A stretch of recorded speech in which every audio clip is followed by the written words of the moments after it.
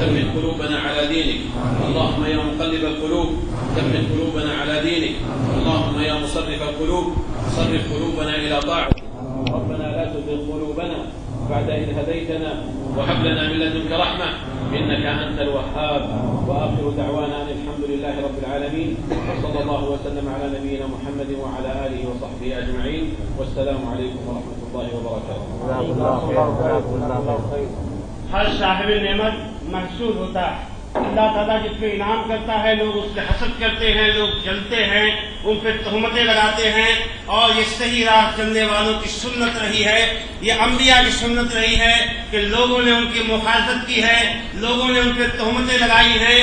اور سب سے بڑی مثال تو ہمارے نبی مکرم جناب محمد رسول اللہ صلی اللہ علیہ وسلم کی ذات گرامی ہے کہ جن کو شاعر کہا گیا، کہ جن کو کاہن کہا گیا، کہ جن کو دیوانہ کہا گیا، اور طرح طرح کی تہمتیں جب امام الانبیاء پہ لگائی گئی تو دوسروں کی بساط کیا ہے، جو ان سے بہتر کم درجہ ہے، وہ علماء کرام ہوں، ائمہ اعظام ہوں، سب پہ تہمتیں لگتی رہی ہیں. یہ کوئی تعجب کی بات نہیں ہے.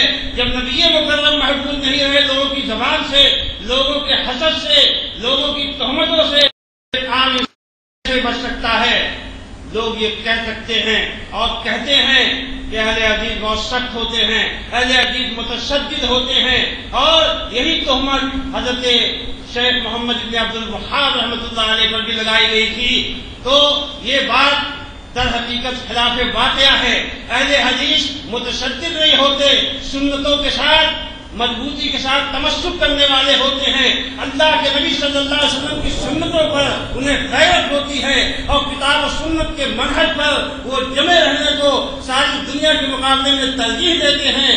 اور یہی وجہ ہے کہ لوگ ان سے حسد کرتے ہیں، اپنے دل کی بھڑاس ان کے خلاف نکالتے ہیں جن کا منہج غلط ہوتا ہے. حضرات گرامی، یہ اہل حدیث ہیں جو اس منہج پر قائم ہیں کہ قال اللہ قال رسول قال الصحابہ، کہ اللہ نے فرمایا، رسول اللہ نے فرمایا، اور صحابہ نے فرمایا. یہی اہل حدیث کا منہج ہے کہ وہ اپنے اللہ کے ساتھ، وہ رسول اللہ کے ساتھ اور صحابہ کے ساتھ جیتے ہیں. یہی صحیح منہج ہے، اور اس پہ ثابت قدم رہنا ضروری ہے، اور تمام لوگوں کو اسی پر جمے رہنا ہے. یہی صحیح منہج ہے اور یہی صحیح بات ہے. لیکن میں اپنے بھائیوں سے گزارش کروں گا کہ جیسا کہ اللہ نے حکم دیا ہے تو ادعو الی سبیل ربک بالحکمۃ والموعظۃ الحسنۃ وجادلھم باللتی ہی احسن، کہ لوگوں میں دعوت کا کام کیا جائے، لیکن نرمی کے ساتھ، محبت کے ساتھ، حکمت کے ساتھ، وعظ و نصیحت کے ساتھ. یہ اہل حدیثوں کا بڑا فریضہ ہے. تو دعوت دین کا کام نرمی کے ساتھ ہونا چاہیے. اور پھر اس کے بعد امام محترم نے اللہ سے دعا کی کہ اللہ تبارک و تعالیٰ ہمیں نبی صلی اللہ علیہ وسلم کی سنتوں پر جمے رہنے کی توفیق عطا فرما، ہمیں قول و عمل میں اخلاص عطا فرما.